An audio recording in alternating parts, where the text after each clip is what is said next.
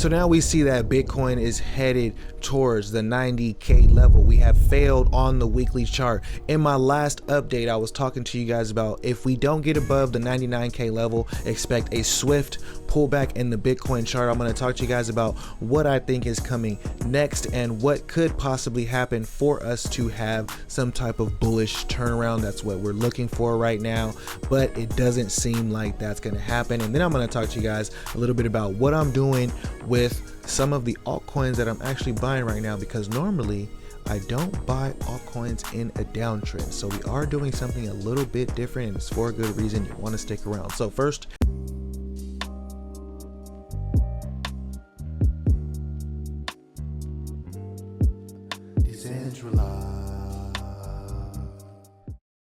and foremost, looking at Bitcoin, dang, it just keeps dropping right now. When we look at the chart, we're not that surprised, because we were looking at this monthly chart and saying, hey, if we don't get above this 99K level, we're still gonna continue a downtrend. That was first things first. We were getting excited about this weekly chart because the weekly chart was actually pumping a bit above the bull run line, which is a 13 moving average.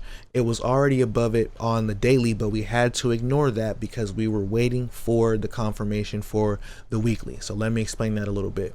When you're looking at this 13 moving average, I normally start off with the weekly, right?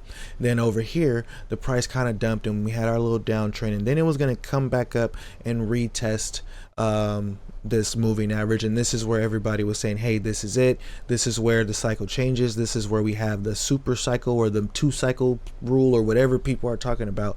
And it looked nice for a little bit, but I couldn't get that bearish yet because we still didn't close, and I wanted to see us close above this level. And the fact that we got way up here to 98K and then closed down here at 93K on the last day of the week, it was already bad. And usually this thing started pumping like on Monday, Tuesday.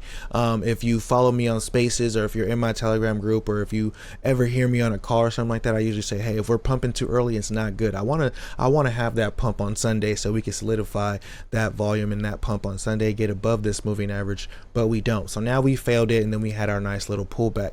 So what's next? Well, I have these ghost bars in here of exactly what happened last time, and it shows downside, but that's not, let's delete that because that's just a reference, right? That's not actually, we'll leave it in there just in case, but we don't know if that's what's going to happen. But I could say with the high probability we can continue some downside right here. We have failed on the weekly, so next thing I have to see is, we already failed the daily, we already failed the weekly. Are we gonna fail the monthly? And if we fail the monthly, we're talking about a year or 2-year bear market has officially started. And we're looking at the bear market as a bear market, bull market. We're not talking about these slight pumps or these bull trap scenarios. We're talking about, are we bear market, bull market? This is how we determine right here. If this fails and doesn't get above, it will get ugly. Let me show you what I mean. So we're showing that we have this failure on the weekly. We could still pump up right here, and that would be best case scenario. You see, it happened over here before where it came down, double bottom, and then it pumped up. So the weekly shows failure. Now we just go to the monthly. What is the monthly showing? The bull run line on the monthly, we are below it, and now we're getting the first retest of that line. So we have 11 days to retest 99K, or else we're gonna be at 55K before you even know it. And then when I go to this 3-month chart, you know, I see a bounce level around 69K, so that could still be possible, but I don't want to see this monthly chart fail. Quite frankly, to be honest, we need to get back above it. And if you just kind of back test the idea, look at how the bull run line, we're above it, we're going up, we're below it. We have bear markets. Once we're below it, we come back up, retest it, then we go down. So right now we're coming back up and retesting it. We need to retest it and go back up. Let me see if I can find a time where it retested and actually bounced. Right here. So right here is a time, this was COVID, where we came below it. And that's why I say, show me the chart, I'll tell you the news, right? When COVID happened, there was a failure on these charts. It was getting overextended or whatever, but then it came back up and got back above it, and then we went up. So that was the only time that actually happened. Yeah, any of these other times were multiple month downtrends or double bottoms. So yeah, there was the only time that it dropped below it was during that pandemic. So that would have been like, kind of a green light right there. Actually, like it's pulling up.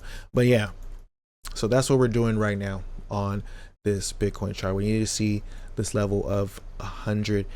Now, what I'm doing with my altcoins is I started limiting my altcoin exposure way back here when I started to see that we were coming down towards that 100K level, because this is the chart of altcoins and it's doing exactly the same as what the Bitcoin chart is doing.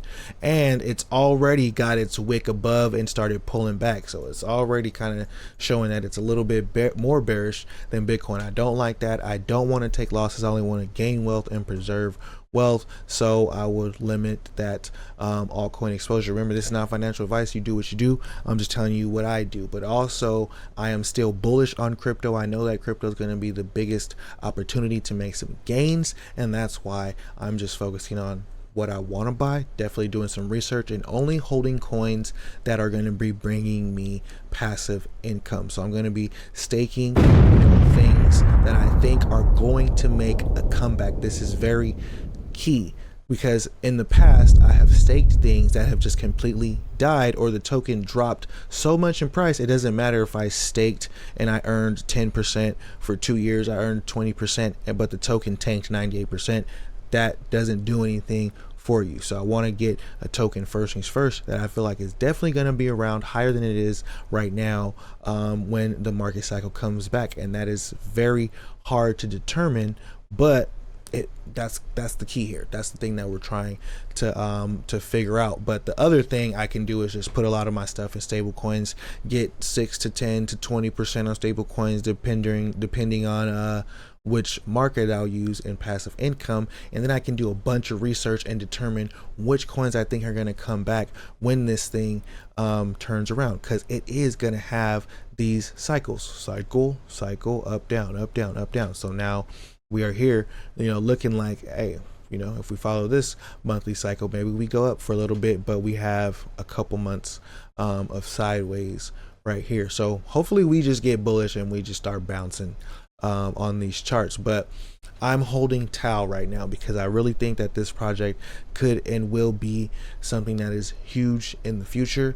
And one of the best things about it is a token that has a lot of utility. It is in the AI space. It incentivizes AI developers to build decentralized AI. We know decentralized AI is going to be a narrative, because the case with Elon Musk and OpenAI is going to be coming out soon, and it's going to be all about why Elon wants to keep the AI open source, which is going to lead to conversations about, should AI be decentralized, should AI be open source, or should it be ran by some major corporations and oligarchs. So this is going to be very bullish for Tau. It is going to be the narrative for Tau. Once that narrative pops off, Tau will go crazy, and everything in the Tau ecosystem is priced in the Tau token. This is just like what happened on Ethereum in the first alt season. In the first alt season, there were ERC20s that came out. Ethereum had released those coins. It incentivized people to build on top of Ethereum and, do ICOs and make money. And there was a way for people to, founders and builders and investors to actually make money in that early ecosystem of Ethereum. And we haven't seen this since then, where there's going to be Tau, and there's a whole ecosystem of AI projects that are incentivized to build on Tau, and they're incentivized by the Tau tokens, similar to how people were incentivized by Bitcoin and Ethereum and most of these cryptos are just incentive mechanisms in the first place. So that's my bullish case for Tau. And then when you stake Tau, here is where the pumponomics kick in. When you stake Tau, you choose a validator, similar to if you ever staked on Cosmos or something. If you never did staking before, I will have a tutorial video coming out for this, so don't even worry about it. But once you stake Tau, you can either get a percentage, incentive or return, APR, APY, whatever you want to call it. You can choose, do you want it in the Tau token, or do you want to choose tokens that your validator earns, and you can get a piece of the tokens that your validators earn. So if you choose the right validator, you actually can get exposure to a lot of tokens for just staking one token. Now, if we go to a multi-year cycle or a downtrend or even a bull run, I want to get my hands on as much exposure to that ecosystem as possible. Right now, because I'm staking the TAO, I have over 50 TAO tokens now. This is great. Didn't really have to do much, didn't really have to do much research. And when this ecosystem starts pumping off and starts going off and things like that, I don't expect every single one to do 100x, but I expect maybe one or two of them might hit, and I'm earning those right now. So it's just a dope mechanism inside the TAO ecosystem. Do some research on that. Remember, check my videos as a jumping off point. Go do research. Come talk to me in the Telegram group, and we can figure out, what is the greatest thing for us to take advantage of right now. But that's what I'm going to be doing for the next couple of weeks until I see something change on this Bitcoin chart. The SPX is also looking like it's getting a bit top heavy. When we come to the daily, it is pulling back a little bit.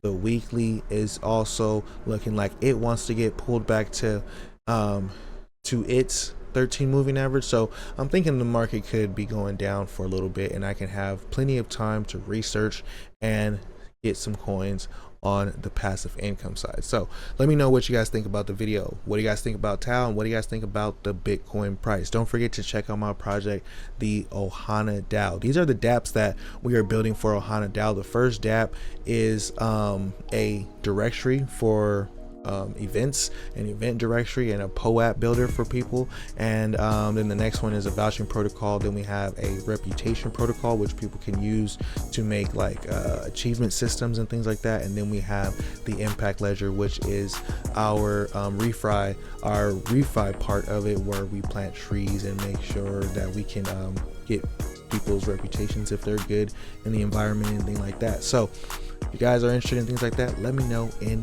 the comment box. Y'all think positive and positive things will happen. RIP to crypto roots, and remember, never finish a negative statement about currency. Till next time, peace.